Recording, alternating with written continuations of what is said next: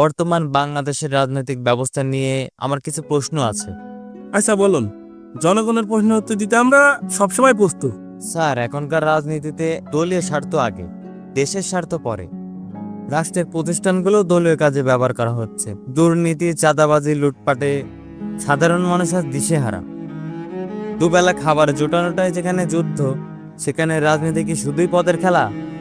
কে আপনি? আমি একজন সচেতন নাগরিক। এই সচেতন মানুষগুলো আজকাল বেশি জ্ঞান দেয়। আপনি জানেন দেশে কত উন্নয়ন হয়েছে? মেট্রো রেল, পদ্মা সেতু, ফ্লাইওভার, এগুলো মূল্য বোঝেন আপনি? স্যার, পদ্মা সেতু হয়েছে, আমি গর্বিত, কিন্তু সেতুর নিচে তো পেটে ক্ষুধা। ডিজিটাল বাংলাদেশ হয়েছে ঠিকই, কিন্তু জনগণের তো পকেট ফাঁকা। আপনি কি বিরোধী দলের লোক? স্যার, আমি শুধুই একজন মানুষ। আমি চাই আমার সন্তানের ভবিষ্যৎ যেন অন্ধকার না হোক। আমার ভোট যেন সত্যিকারের গণতন্ত্র করতে পারে। আপনার মতো লোকের জন্য দেশে উন্নয়ন বাধাগ্রস্ত। স্যার, উন্নয়ন যদি কেবল বিলবোর্ডে থাকে, তাহলে সাধারণ জনগণ শুধু দর্শকই থাকবে, মালিক না। আর এই দেশ জনগণের, কারো পারিবারিক ব্যবসা না। হ্যাঁ, দেশটা হলো আমাদের পারিবারিক সম্পত্তি।